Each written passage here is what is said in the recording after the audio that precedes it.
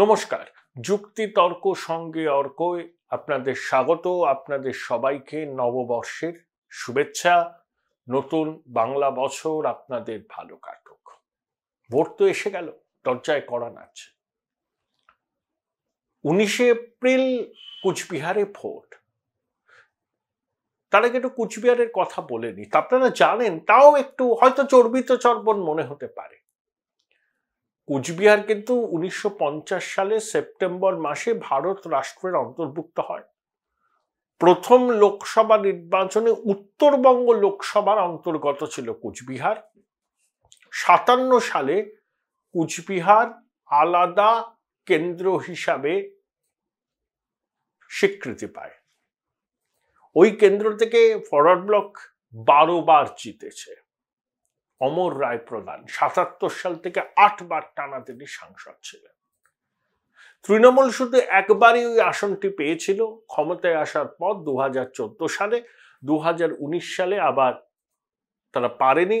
নিশীথ প্রামাণিক 54,000-এর একটু বেশি ভোটে জয়লাভ করেছিলেন এবং মোট প্রদত্ত ভোটের 47% বেশি পেয়েছিলেন। এবং তৃণমূলের প্রার্থী পরেশ অধিকারী, যার মেয়ে চাকরি খোয়াতে হয়েছিল বেনিয়ম করে চাকরি পাওয়ার জন্য, তিনি পেয়েছিলেন 43% একটু বেশি ভোট। ওখানে মোট ভোটার 18 লক্ষের বেশি। 52% তপশিলি, তাদের মধ্যে আবার 35% হচ্ছে রাজবংশী সম্প্রদায়ের। এবং ওখানে মুসলমান ধর্মাবলম্বী মানুষের সংখ্যাও 27%-এর বেশি।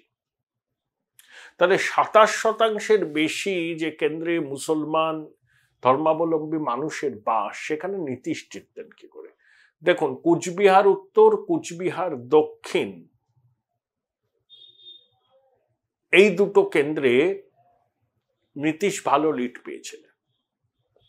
এখানে কিন্তু মুসলমান জনসংখ্যা খুব কম নয়, 20%-এর আশেপাশে। দিনহাটায় মুসলমান জনসংখ্যা 37%-এর বেশি, সেখানেও নীতীশ লিড পেয়েছিলেন।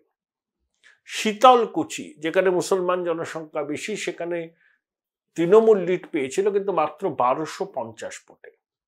নাটাবাড়িতে মুসলমান জনসংখ্যা 20%-এর বেশি, সেখানেও নীতীশ লিড পায়।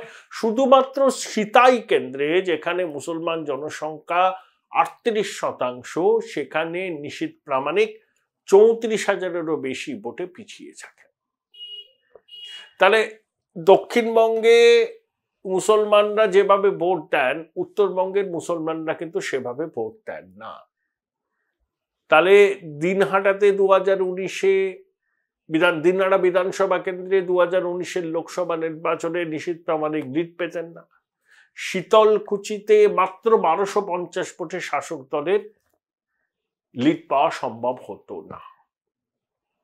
অর্থাৎ এই যে জুজু, বিজেপির জুজু দেখায় না এই সেকুলার পার্টিগুলো, কুচবিহার লোকসভা কেন্দ্রে অন্তত 100টার মধ্যে 75টা ভোট তৃণমূল পেলেও বাকি ভোটটা কিন্তু বিজেপি পেয়েছে মুসলমানদের।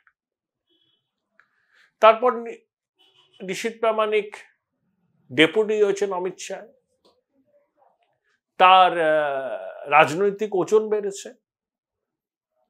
এবার মোদি হাওয়া আছে। অনন্ত মহারাজকে রাজ্যসভায় প্রার্থী করেছে, এটা নিশীথের উদ্যোগ, রাজবংশী সমাজের প্রতিনিধিত্ব করার জন্য। যদিও অনন্ত মহারাজ খুব গোলমেলে প্রকৃতির লোক, কিন্তু এরা আছে নিশীথের সঙ্গে। তারপর সিএএ, এটাও একটা তার বিধি প্রণয়ন একটা পজিটিভ ইম্প্যাক্ট ফেলবে কুচবিহারে। এবং একই সঙ্গে এবার ধরুন, আগের বার নিশীথ প্রামাণিক একজন সাধারণ বিজেপির প্রার্থী হিসাবে প্রতিদ্বন্দ্বিতা করেছিলেন, 2 সপ্তাহ সময় পেয়েছিলেন, জিতেছিলেন 54,000 ভোটে। এবার কিন্তু অনেক আগে নিশীথ প্রামাণিকের নাম ঘোষণা করা হয়েছে, অনেক সময় পেয়েছেন, প্রচারও করছেন, এবং তিনি এখন কেন্দ্রের প্রতিমন্ত্রী। এবারে জিতলে পরে তার প্রমোশন হওয়ার সম্ভাবনা আছে। আমি জানি নিশীথ প্রামাণিক সংঘ এবং বিজেপির শীর্ষ নেতৃত্বের নেক নজরে আছে। Join Indian Institute of Hotel Management now. Right choice, right decision. এই নিশীথ প্রামাণিক যখন তৃণমূলে ছিলেন, মাদার আর যুবর মধ্যে অশান্তি লেগে থাকতো। অভিষেকের ঘনিষ্ঠ ছিলেন, ডাকনাম বিট্টু, আমি মজা করে বলি বাল্মীকি প্রতিবার রবীন্দ্রনাথ। আচ্ছা, উদয়ন গুহকে মমতা বন্দ্যোপাধ্যায় উত্তরবঙ্গ উন্নয়ন মন্ত্রী করেছেন। শর্ত এক, কুচবিহারে ঘাসফুল ফোটাতে হবে। আমার মনে হয় উদয়নবাবু এই পরীক্ষায় পাশ করতে পারবেন না। তিনি 2021-এর বিধানসভা নির্বাচনে নিশীথ প্রামাণিকের কাছে 57 ভোটে হেরেছিলেন। তারপর নিশীথ বিধায়ক পদ থেকে ইস্তফা দেওয়ায় ওখানে আবার পুনর্নির্বাচন হয়। উদয়নবাবু রেকর্ড ভোটে জেতেন। কিভাবে জিতেছিলেন সেটা আমরা সবাই জানি। তারপরে তিনি উত্তরবঙ্গ উন্নয়ন মন্ত্রী হন। এখন মমতা বন্দ্যোপাধ্যায় কিন্তু একটা অলিখিত শর্ত দিয়ে দিয়েছেন, কুচবিহারে যদি ঘাসফুল জিততে না পারে তাহলে উদয়ন গুহর মন্ত্রিত্ব নট। দেখবেন ফলাফল বেরোবার 1 মাসের মধ্যে উদয়ন গুহকে সরিয়ে দেওয়া হবে মন্ত্রিত্ব থেকে। এবং তৃণমূলের ওখানে কিন্তু জেতার আশা নেই। নিশীথ ওখানে আগের বারের মার্জিন কিন্তু বাড়াবেন, কতটা বাড়াবেন এই মুহূর্তে বলা সম্ভব নয়, কিন্তু বেশ কিছুটা ব্যবধান তিনি বাড়াবেন। দেখুন, দিনহাটাতে কিন্তু গন্ডগোল হচ্ছে। উদয়ন এবং নিশীথ দুজনেই সংবিধান হাতে নিয়ে শপথ নিয়েছেন। একজন রাজ্যের মন্ত্রী, একজন কেন্দ্রের মন্ত্রী হাতাহাতিতে জড়িয়ে পড়েছেন। উদয়ন গুহ প্রতিদিনই মায়াকান্না কাটছেন যে নিশীথের সমর্থকদের হাতে তিনি এবং তৃণমূল আক্রান্ত হচ্ছেন। আবার নিশীথ জবাব দিচ্ছেন যে উদয়ন গুন্ডাগিরি করে বেড়ান। তো ওরা একটা সেন্সিটিভ কেন্দ্র। শীতলকুচিতে ওই 2021-এর বিধানসভা নির্বাচনে কেন্দ্রীয় বাহিনীগুলিতে 5 জনের মৃত্যু হয়, সেটা আবার কুচবিহার লোকসভা কেন্দ্রের মধ্যে পড়ে। ওখানে নিশ্চিত নিরাপত্তার ব্যবস্থা হবে, কিন্তু একটা আশঙ্কা থেকে যায়। যেভাবে যুযুধান 2 শিবিরের 2 বড় নেতা পরস্পরের দিকে আঙ্গুল তুলে সন্ত্রাসের অভিযোগ করছেন, তো সাধারণ মানুষ তো একটু ভীত সন্ত্রস্ত হবে। তাদের মন থেকে ভয় তাড়ানো কিন্তু নির্বাচন কমিশনের কাছে বড় চ্যালেঞ্জ, এবং সেখানে ভোটার টার্ন আউটটাকে এনশিওর করা।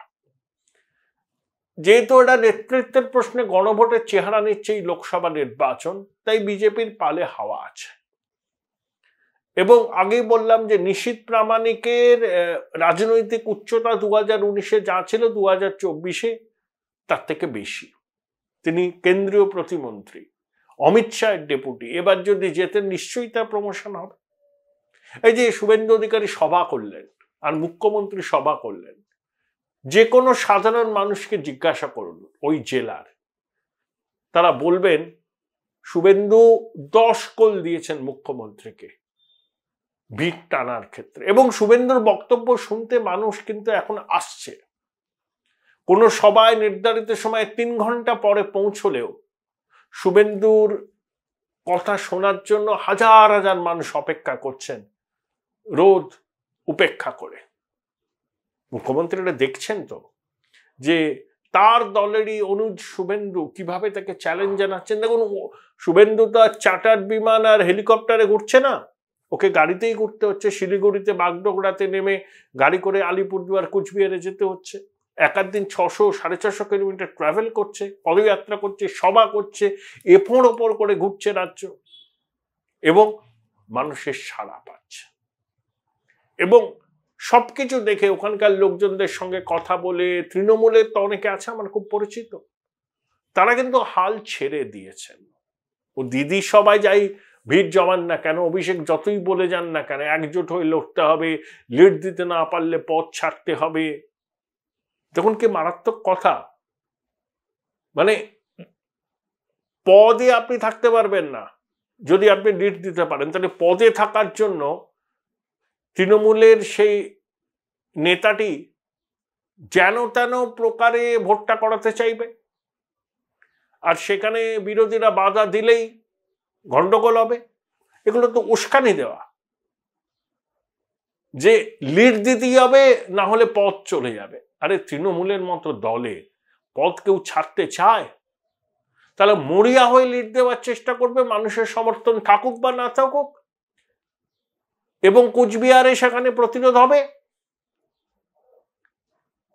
এভাবে কি শান্তি বজায় রাখা যায়? কে দিচ্ছে প্ররোচনা? কে দিচ্ছে উস্কানি? এগুলো মানুষকে বুঝতে হবে। তবে যাই হোক না কেন, কুচবিহারে এবার নিশীথ প্রামাণিক জিতছেন। আগের বারের থেকে ব্যবধান কিছুটা হলেও বাড়বে বলে আমার মনে হয়।